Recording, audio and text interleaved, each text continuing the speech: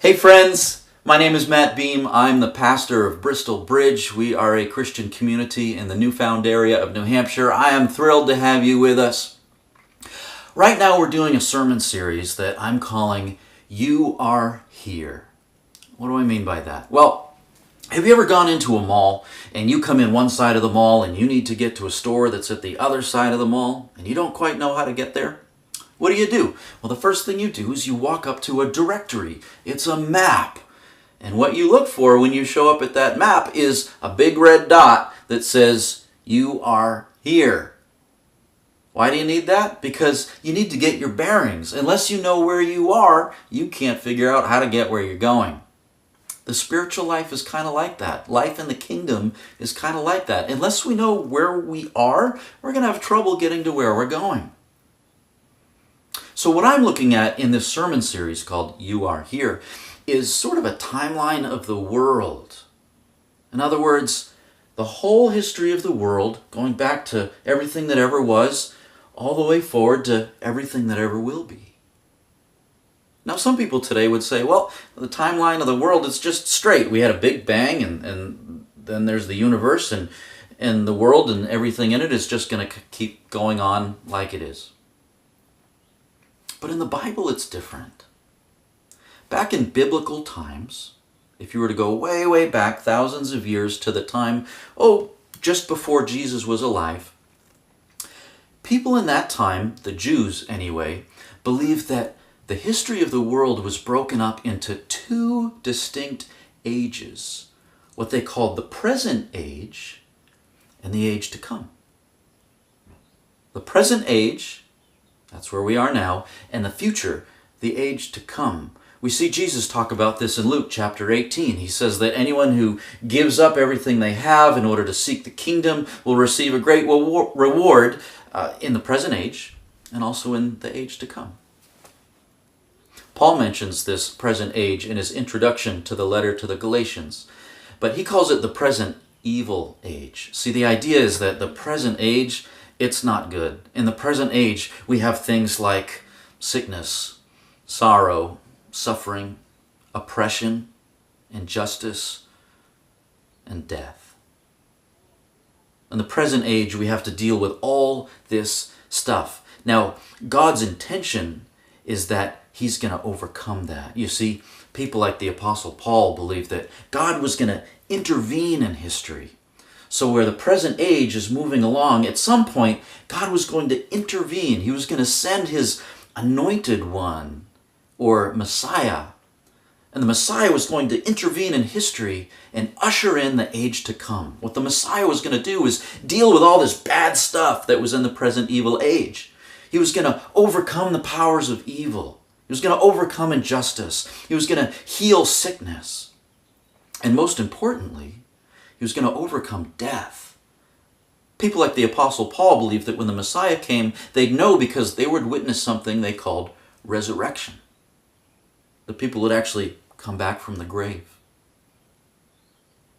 Now, Paul believed, at least at first, that it was going to be a clean break. Present evil age, Messiah comes, then you have the age to come. Paradise, everlasting. But, as you may know, Paul later discovered it didn't quite work this way. You see, one day Paul was walking down the road and he had an encounter. He had an encounter with the risen Christ, with Jesus. And Paul came to this realization. The Messiah had come. Jesus had overcome the powers of evil at the cross. He had healed people. And that key element, resurrection, happened in Jesus. So what that meant was that the age to come, it had dawned, it had begun. But there was this problem. The present evil age was still with us. There was still injustice, there was still sickness, there was still death. And so Paul rethinks his timeline. And he realizes that what God is doing is He's allowing an overlap between these two ages.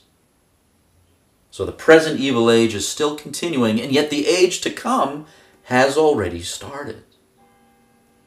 One way we could think about this as as dawning, light dawning in the morning.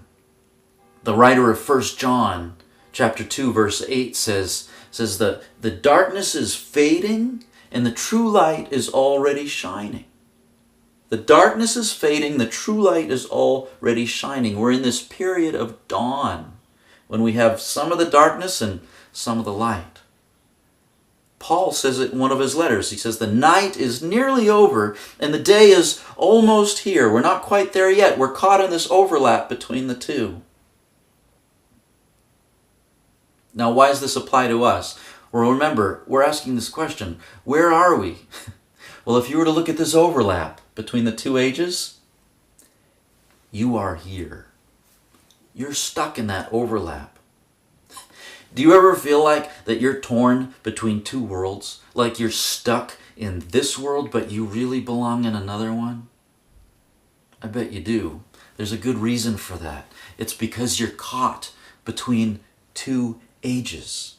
Now, what the Bible tells us is that if we're in Christ, if we've trusted in Christ, then because of Jesus' work, what he did at the cross and what he did by rising from the grave, is that he's actually transferred us from the present evil age into the age to come. We no longer belong to the present evil age. We now belong to the age to come.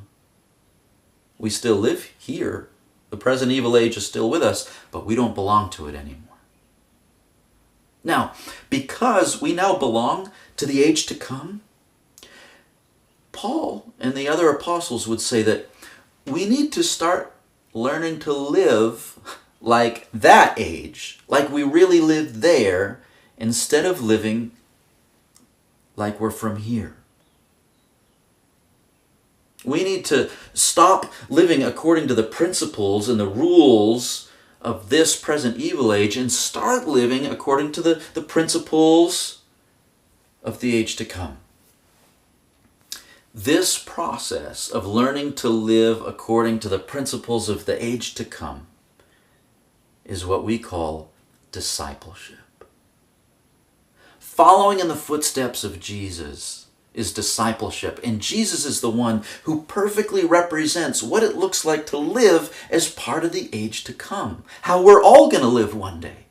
And so Jesus says, come follow me, be my disciples, learn how to live according to the age to come instead of the present evil age.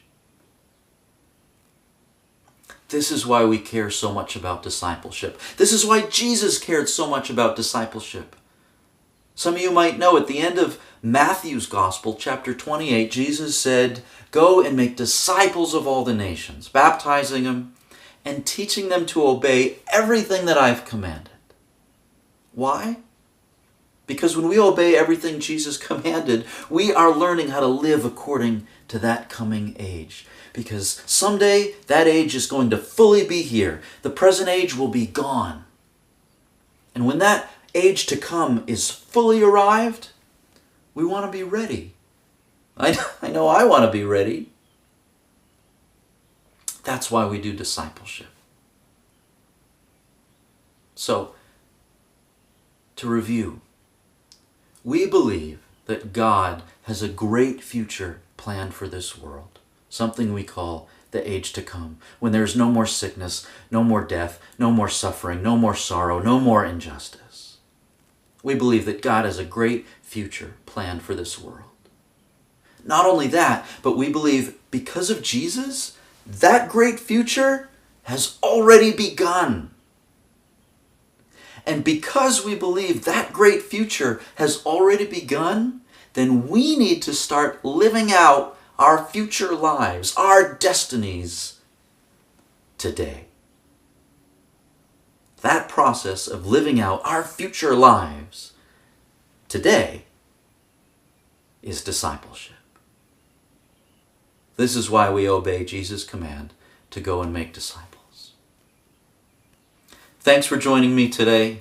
It's been a pleasure being with you. I hope you enjoy this. Please stay tuned for the next installment of our sermon series, You Are Here.